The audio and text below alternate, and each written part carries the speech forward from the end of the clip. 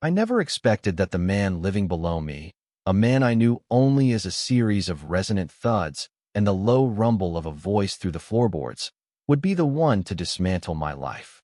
I use the word dismantle deliberately because my life was a structure, carefully assembled and ruthlessly maintained. It was a fortress of solitude built from routine and order, and I was its sole, content inhabitant. Or so I told myself. My apartment was my sanctuary and my blueprint. The spine of every book on my shelf was perfectly aligned. The 3 gray throw pillows on my sofa were arranged at precise 45-degree angles. My digital files were nested in a labyrinth of folders so logical it would have made a librarian weep with joy. As a graphic designer who worked from home, this control was not just a preference. It was my entire operational system. It kept the low-grade hum of anxiety at a manageable volume, a quiet static I could almost forget was there. Then there was him, Julian. I only knew his name from the small, neatly printed label on the mailbox for 1B, directly below my own, 2B. He was the ghost in my machine, the variable I could not control. His existence was a collection of sensory data I gathered against my will. The scent of dark roast coffee that sometimes drifted up through the vents in the morning, a richer, bolder scent than my own carefully measured light roast. The solid, unhurried tread of his boots in the entryway of floor below. The faint, clean smell of what I guessed was his cologne, something with sandalwood and maybe a hint of citrus, that lingered in the hallway after he passed. I had seen him, of course, in brief, heart-stopping glimpses. He was tall, with shoulders that seemed to take up more than their fair share of space in the narrow corridor. His hair was dark and always a little messy, as if he'd just run a hand through it. He had a kind of physical certainty about him, a groundedness that made me feel like a loose page in a high wind. He moved with the quiet confidence of a man who knew how to build things, how to fix things. I once saw him carrying in a large, rolled-up set of blueprints, and my mind had latched onto it. An architect. It made a perfect, painful kind of sense. He built structures in the real world, while I arranged pixels on a screen. He was, in the museum of my lonely life, the main exhibit. A masterpiece of casual masculinity I could only admire from a safe distance, from behind the velvet rope of my own crippling shyness. My imagination, the same engine that fueled my career, ran wild. I pictured him having a girlfriend, a beautiful, effortless woman who laughed easily. I pictured them having friends over for dinner parties, the low murmur of their conversations a warm, unattainable sound. He was a complete, finished world, and I was just the quiet, anxious upstairs neighbor. The barrier between us wasn't just a floor. It was a fundamental difference in how we seemed to occupy space in the universe. He was an anchor, I was adrift. And so, I watched, and I listened, and I cataloged the details of a life I would never be a part of, feeding my yearning until it became a familiar, manageable ache. The disruption, when it came, was not a polite knock or a shared glance. It was the sound of water, a steady, insistent dripping that started in the wall behind my bathroom sink. At first, I tried to ignore it, turning up the volume on my headphones. It was an imperfection, a crack in the pristine surface of my ordered world, and my first instinct was to pretend it did not exist. But the sound grew, from a drip to a trickle, and then I saw it. A dark, spreading stain on the white baseboard. A bloom of chaos. Panic, cold and sharp, pierced through my carefully constructed calm. This was not a misplaced pillow or an unsynced file. This was a physical problem, a real-world crisis that required tools and phone calls, and, worst of all, interaction with other human beings. I stood frozen in the bathroom doorway, watching the water stain grow like a living thing. The hum of my anxiety cranked up to a roar. It was late, well past 10, and a fierce autumn storm was raging outside, rain lashing against the windows in a furious rhythm that seemed to mock my internal chaos. And then came the knock. Not on my door, but from below. A solid, measured series of thumps against my floor, which was his ceiling. It was a sound I had never heard before, and it was followed by a muffled shout. His voice. I could not make out the words, only the low, concerned timbre. My heart hammered against my ribs. He knew. The water was getting through. I had not just failed to contain my own world. My chaos was now leaking into his. Before I could decide what to do, hide, pretend I was not home, or simply dematerialize out of sheer terror. The knock came again, this time at my front door. 3 solid raps that seemed to shake the entire apartment. There was no escaping it. I took a deep breath, a useless gesture, and walked to the door, my socked feet silent on the cold hardwood floor. I felt like a ghost in my own home. When I opened the door, he was standing there, and he was exactly as I had imagined, only more so. More real. He was wearing a simple gray t-shirt that stretched across his chest and old, faded jeans. His feet were bare. His dark hair was damp from the humidity, and his expression was one of genuine concern. He was looking past me, into my apartment, and then his eyes, a deep, warm brown, met mine. "Hey," he said, his voice a low rumble that I felt more than heard. It was the voice from the floorboards, given form. "Sorry to bother you so late, but, it's raining in my kitchen." My own voice felt like a rusted mechanism. "Ah, yes, I know. I'm sorry. There's a leak." He craned his neck, looking towards my bathroom. "You okay?" "Everything all right?" It was such a simple question, but it undid me. Was I okay? No. My apartment was leaking, my sanctuary was compromised, and the man who occupied 90% of my daydreams was standing in my doorway, looking at me with an unnerving gentleness. I could only shake my head, a pathetic, jerky motion. Without waiting for a verbal invitation, he took a step inside. "Mind if I take a look? I know a bit about this stuff." He did not wait for an answer, just moved past me, and the space he occupied seemed to shrink the hallway. The scent of him, that clean, sandalwood scent, now mixed with the smell of rain and damp earth, filled my sterile air. It was an invasion, but a strangely welcome one. He walked into my bathroom and let out a low whistle. I followed, hovering uselessly in the doorway, watching as he crouched down and pressed a hand against the damp wall. His fingers were long and capable. "Yeah, that's a burst pipe," he said, his voice calm and authoritative. "You need to shut off the main water valve. Do you know where it is?" I stared at him blankly. The main water valve. It might as well have been the flux capacitor.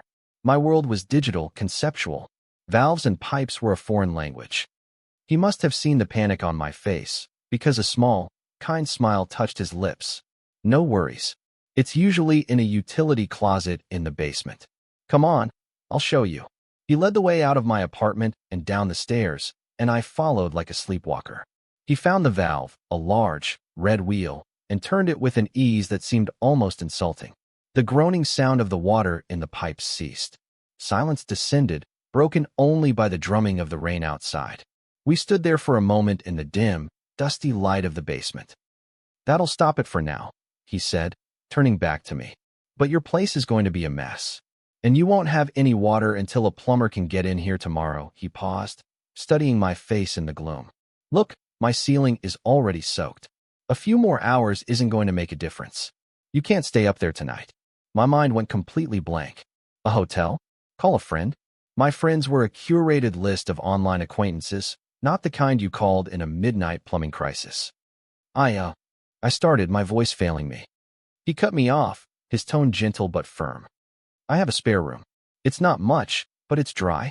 And I promise my kitchen ceiling won't fall on you." He offered another small smile. "It's the least I can do for my upstairs neighbor." My brain struggled to process the offer. Stay with him? In his apartment?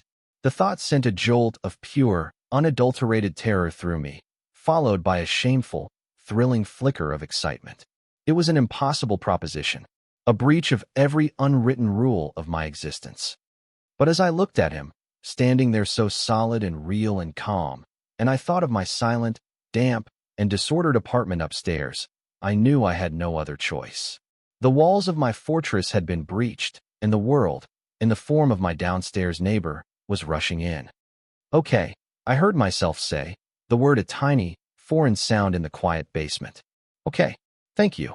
His smile widened, reaching his eyes this time. "It's Julian, by the way." "Leo," I managed. "Leo," he repeated, and the way he said my name, in that low, steady voice, felt like the first solid thing I had held on to all night. Entering Julian's apartment was like stepping into a different dimension. Where my home was a study in cool grays and sharp, clean lines, his was a world of warm wood, soft textures, and what my anxious mind could only categorize as comfortable chaos. Blueprints were spread across a large wooden dining table, held down at the corners by heavy books on architectural theory. A worn leather armchair sat in one corner, a soft, woolen blanket draped over its arm. The air smelled of coffee and sawdust, and that sandalwood cologne, a scent that was now inextricably linked to him. It was the smell of a life being lived, not just curated. "Sorry about the mess," he said, gesturing vaguely at the table. "Deadline." "It's not a mess," I said, my voice barely a whisper. "It's warm." He gave me a curious look, then led me down a short hallway. "Guest rooms in here. Bathrooms right across the hall. Towels are in the linen closet. Make yourself at home." The guest room was simple, dominated by a double bed with a dark blue duvet. A single, framed photograph sat on the nightstand. A beautiful, rugged coastline, gray sea meeting gray sky. It was stark and beautiful, and it felt like him. I placed my overnight bag, hastily packed with a toothbrush and a change of clothes, on the floor. The silence in the room felt heavy, charged with the strangeness of the situation. I could hear him moving around in the kitchen, the soft clink of a mug against a countertop. I was in his space, breathing his air. A thin wall was all that separated us. Every tiny sound was magnified, freighted with a significance that made my skin tingle. The quiet hum of the refrigerator, the creak of a floorboard under his weight, the soft rush of water as he filled a glass.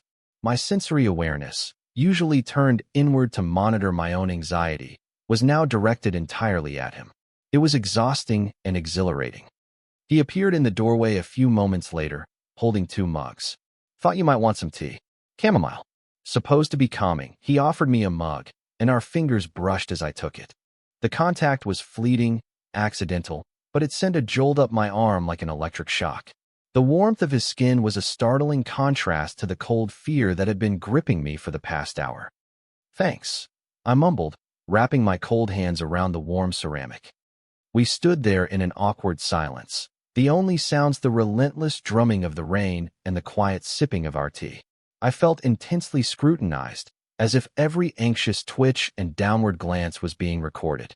I was an intruder in his calm, ordered world, or rather, his comfortably disordered world.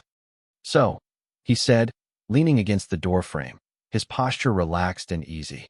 "Graphic designer, huh? I think I saw a Wacom box in your recycling once." My stomach tightened. He had noticed me. He had noticed something as mundane as my recycling. The thought that I had been even a minor blip on his radar was both terrifying and strangely validating. "Yeah," I confirmed, my eyes fixed on the swirling steam from my mug. "And you're an architect?" He nodded.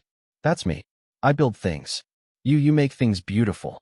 It was a simple statement, but it landed with surprising weight. He didn't say I made logos or websites. He said I made things beautiful. It was a perception of my work, of me, that I had never considered. We talked for a little while longer, about our work, about the building, about the terrible weather. The conversation was stilted at first, my answers monosyllabic, but Julian had a way of asking questions that felt like genuine curiosity, not just a way to fill the silence.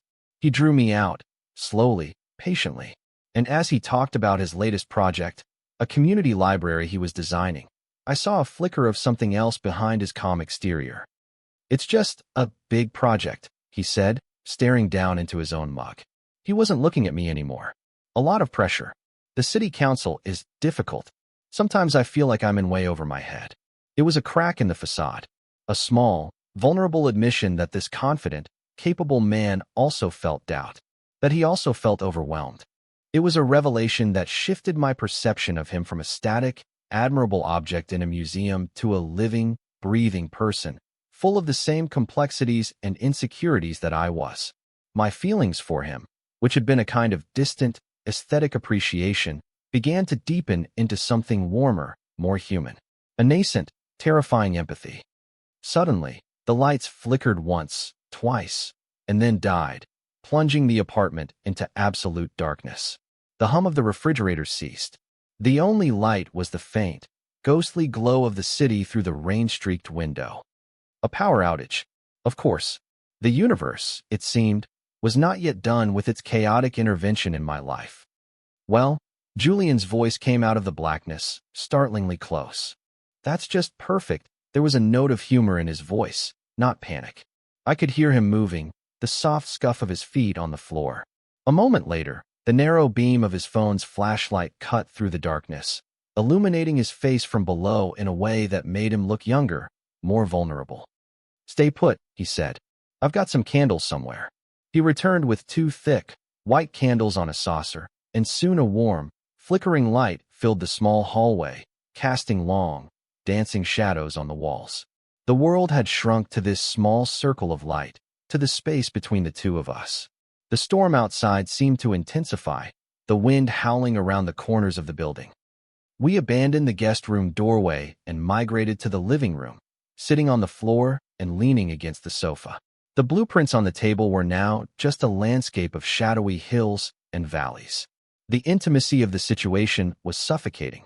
We were 2 people, trapped by a storm and a power failure, illuminated by candlelight.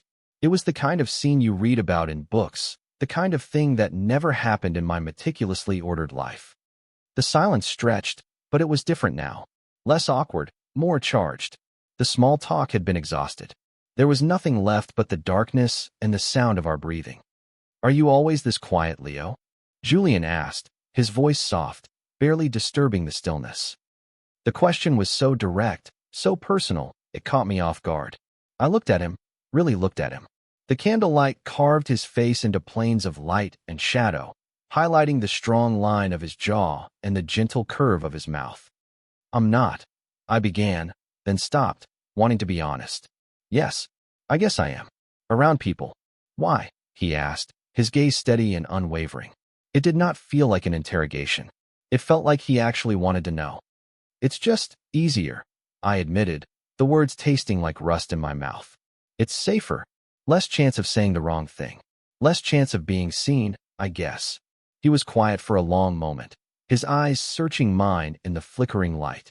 "I see you," he said, and the 2 words were so simple, so profound, they knocked the air from my lungs. He shifted, moving just a little closer.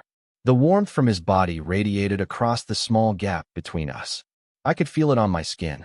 My heart was a frantic drum against my ribs, a wild, chaotic rhythm. He was so close now, I could count the faint lines at the corners of his eyes. The scent of him was overwhelming, a heady mix of sandalwood and soap and the clean, indefinable scent of his skin. My entire world had narrowed to this single moment, this single man.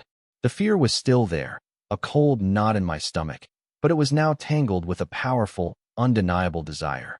The ordered life I had built for myself was a distant memory, a city scene from a departing ship. It no longer mattered. He lifted a hand, slowly, tentatively, as if giving me time to pull away. I didn't. I couldn't.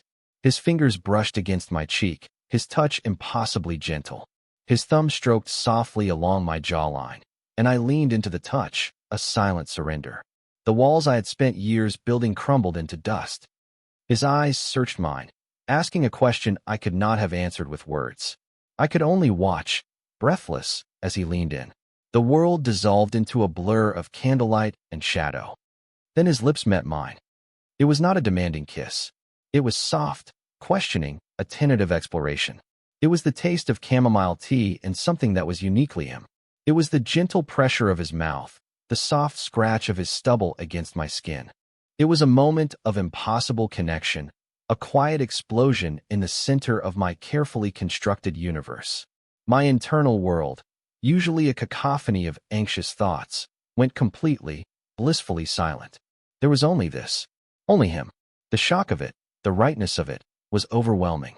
My life, as I knew it, was over. And in its place, something new and terrifying and beautiful was beginning. The morning after was a brutal return to reality. I awoke in the guest room to the sound of a city stirring back to life. The storm had passed, leaving behind a world scrubbed clean and painfully bright. Sunlight streamed through the window, a harsh, unforgiving light that seemed to expose everything the candlelight had softened. The power was back on. The quiet, constant hum of the refrigerator had returned. And with the light came the doubt. A cold, creeping dread that settled in my stomach and spread through my veins.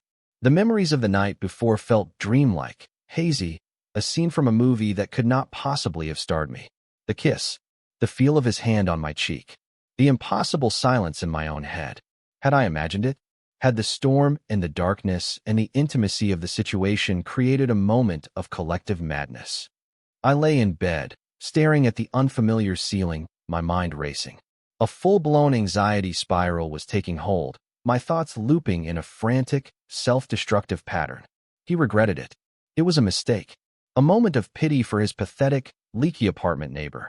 He was just being kind, and I had misread everything, projecting my years of lonely yearning onto a simple act of human decency. I had ruined it. I had taken the one tenuous connection I had to him and twisted it into something awkward and unrecoverable. The fragile bridge between our two separate worlds was now a smoking ruin, and I was the one holding the match. I finally forced myself out of bed, my movements stiff and unnatural. The apartment was quiet. Too quiet. I crept into the hallway and saw him in the kitchen, his back to me. He was standing at the counter, making coffee, his movements precise and economical. He was already dressed in a crisp button-down shirt and dark trousers, ready for the world, ready for a life that clearly did not include me. "Morning," he said, without turning around.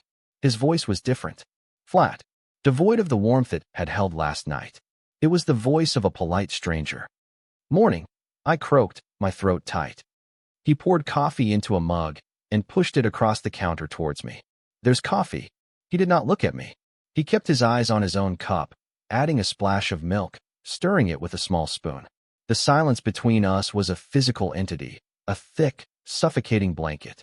Every normal morning sound, the clink of the spoon against ceramic, the gurgle of the coffee maker, was amplified, unbearably loud in the absence of conversation. The easy intimacy of the night before had evaporated, leaving this cold, awkward formality in its place. I took the mug, my hand trembling slightly. "Thank you," I said, the words feeling clumsy and inadequate. "For everything. For letting me stay." "No problem," he said, still not meeting my eyes. He took a sip of his coffee. "Landlord called. He's sending a plumber over to your place around 10-inch. It was a dismissal, a clear, unspoken message that my time here was over. The crisis had passed, and we could now return to our separate orbits, pretending that the strange gravitational pull of the previous night had never happened. The emotional chasm between us felt wider and more impassable than the physical floor that had once separated our apartments. He was already rebuilding his walls, and I was left standing in the wreckage of my own. I retreated to the guest room to gather my things, my heart a cold, heavy stone in my chest.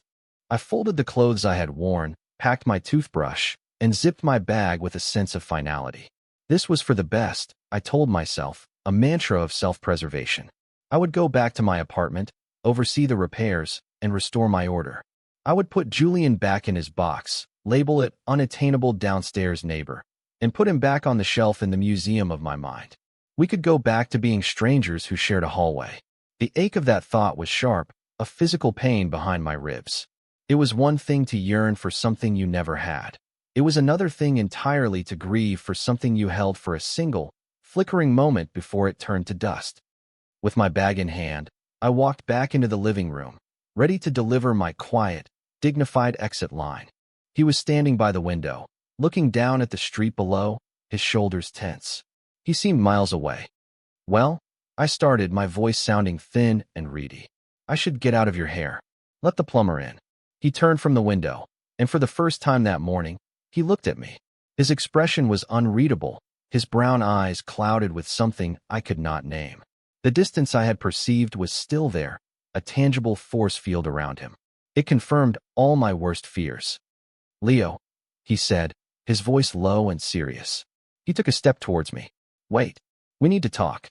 Those 4 words. The 4 horsemen of the emotional apocalypse. They landed in the pit of my stomach like ice. This was it. The gentle letdown. The "I'm flattered but" speech. The formal severing of whatever fragile thing had existed between us. I braced myself, my hand tightening on the strap of my bag, my only anchor in a sea of impending humiliation. "Okay," I said, trying to keep my voice steady, trying to project a calm I was nowhere near feeling. I prepared to be gracious, to make it easy for him, to absorb the blow and retreat with my dignity intact. He ran a hand through his hair, The same gesture I had seen him make in my daydreams, but now it was fraught with tension. He was not the calm, confident monolith I had built in my mind. He looked nervous as I felt. Last night, he began, then stopped, searching for the right words. He took a deep breath. I wasn't. I wasn't being clear this morning. I was quiet because I was terrified. The word hung in the air between us. Terrified. It was the last thing I expected to hear. I was terrified that I'd completely misread everything. He continued, his voice gaining a bit of momentum, a bit of strength. That I pushed you into something you didn't want. That you were just going along with it because you were stuck here, because of the storm. I woke up this morning and all I could think was that I'd taken advantage of the situation, that I'd scared you off for good. I stared at him, my brain struggling to reboot. Every assumption I had made, every narrative of rejection I had constructed in my head, was wrong. He had not been distant because he regretted it. He had been distant because he was afraid that I regretted it. He had been spiraling, just like me. I've wanted to talk to you for months, Leo, he confessed, his eyes pleading with me to understand. Properly talk to you. Not just a hello in the hallway. I noticed you from the day you moved in. I noticed your ridiculous collection of succulents on the windowsill. I noticed that you get groceries delivered on Tuesdays. I noticed that you work late. I can see the light from your office window from the street. He let out a short, humorless laugh. God, that sounds creepy. I'm not a stalker, I swear. I was just aware of you. Very aware. He took another step closer, closing the distance between us. The pipe bursting, that was a disaster. But for a selfish second, all I could think was, this is it. This is my chance. And then last night happened, and it was more than I ever expected. And it scared the hell out of me because I realized how much I wanted it to be real. My bag slipped from my nerveless fingers and hit the floor with a soft thud. All the air had left my body. He had seen me. All this time, while I was watching him from my lonely perch, he had been watching me right back. The velvet rope, the museum glass, it had all been in my head. We were not an observer in an exhibit. We were just two people, living on opposite sides of a floor, both too afraid to knock. You thought I didn't want it? I finally managed to say, my voice thick with disbelief and a rising tide of relief so powerful it made me dizzy. I didn't know, he said, his voice raw with vulnerability. How could I? You're so contained, so quiet. I didn't know if I was breaking through a wall or just breaking in. Julian, I said, and saying his name felt different now, more real, more intimate. I've been half in love with the sound of your footsteps for the past year. Last night was the first time my own head has been quiet in as long as I can remember. A slow smile spread across his face, a sunrise after a long, dark night. The tension in his shoulders eased. The clouds in his eyes cleared. He reached out, not for my cheek this time, but for my hand, lacing his fingers through mine. His grip was warm and solid and sure. It was an anchor. So we're both idiots, he said, his thumb stroking the back of my hand. I let out a shaky laugh, a sound of pure, unadulterated relief. Yeah, we're both idiots. He drew me closer, his other hand coming up to cup the back of my neck. Good, he murmured, his forehead resting against mine. We can be idiots together. And then he kissed me again. This kiss was nothing like the first. There was no tentativeness, no questioning. It was sure and deep and full of all the words we had been too afraid to say. It was relief and recognition and a profound sense of homecoming. It was the sound of two solitary worlds colliding and creating a new one, a universe of warmth and sandalwood and quiet understanding. It was not the end of my ordered life. It was the beginning of a better one. The days that followed felt like learning a new language, one spoken not in words, but in small, quiet moments. The plumber came and went, a noisy, disruptive presence who patched the wall and restored water to my apartment. But the breach he was fixing was trivial compared to the one that had been opened in my life. The order was restored, but the solitude was gone, and I found I did not miss it. Julian helped me move my few belongings back upstairs. He carried my bag, which felt impossibly light now, and I carried the two mugs from the night of the storm, washed and dried. Setting them down on my own clean, sterile countertop felt like placing artifacts from another world into my old one. My apartment looked the same. The gray pillows were still on the sofa, the books were still aligned, but it felt different. Bigger, emptier. I had only been gone for a little over a day, but the silence I had once cultivated as a shield now felt like a void. "It's so white in here," Julian said, looking around my living room with a fond, teasing smile. "It's minimalist," I retorted, but there was no heat in it. I saw my sanctuary through his eyes now, not as a place of calm order, but as a space devoid of life, of warmth. A blank page waiting for color. The water stain in the bathroom was a pale, ugly map on the fresh plaster. "I'll help you paint that," Julian offered. "I'm good at cutting in." And so we spent the next Saturday painting. We opened the windows, letting in the crisp autumn air and the sounds of the city. We laid down a drop cloth, a planned, contained bit of chaos. Julian showed me how to load a roller properly, his hand covering mine on the handle, his body warm against my back. The simple act of instruction became an exercise in intimacy. The smell of latex paint mingled with his cologne. We worked in a comfortable silence, punctuated by the soft rock music playing from his phone and the occasional laugh when a stray drop of paint landed on my nose. We were navigating a new dynamic, discovering the shape of each other outside the charged context of our first meeting. I learned that he hummed when he was concentrating. I learned that he had a ridiculous, encyclopedic knowledge of 80s action movies. He learned that I had a dry, self-deprecating sense of humor that only emerged when I felt safe. He learned that my obsession with order was just a flimsy defense against a world that often felt too loud and too fast. Our first real date was not a grand affair. It was pizza, eaten out of the box on his living room floor, surrounded by his blueprints. He pointed out features of the library he was designing, his voice filled with a passion I found captivating. He showed me the children's reading nook he was particularly proud of, a circular space with a low, domed ceiling meant to feel like a cozy cave. I watched him talk, the way his hands moved to describe a space that did not yet exist, and I felt a sense of profound admiration that went far beyond the physical. Later, lying in his bed, not the guest bed, but his bed, which smelled overwhelmingly of him, I traced the lines of his shoulder with my finger. The room was dark, the only light a soft glow from the street lamp outside filtering through the blinds, striping his skin in silver and shadow. "Are you sure you don't want the middle?" I asked, a quiet callback to a joke we'd made about sharing the sofa. He turned his head on the pillow, his eyes finding mine in the gloom. He smiled, a slow, sleepy expression of pure contentment. "I'm exactly where I want to be," he said, his voice a low rumble that vibrated through the mattress, through me. He pulled me closer, and I rested my head on his chest, my ear pressed against his sternum. I could hear the slow, steady beat of his heart, a rhythm that was far more reassuring than any of my carefully constructed routines.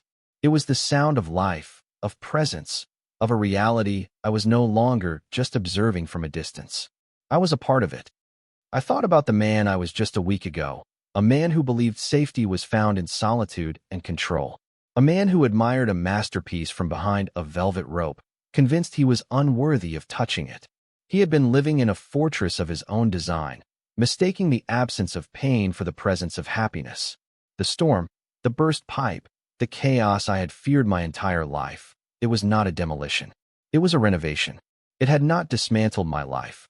It had simply knocked down a wall I never knew I was trapped behind. And on the other side was Julian. He was not a savior or a protector. He was just a man. A kind, solid, wonderfully real man who saw me, truly saw me, and was not afraid. And in his presence, I was finally learning not to be afraid either. The quiet hum of anxiety had not vanished entirely, but it was different now. It was drowned out by a much stronger, much steadier sound. The rhythm of his heart, beating right next to mine.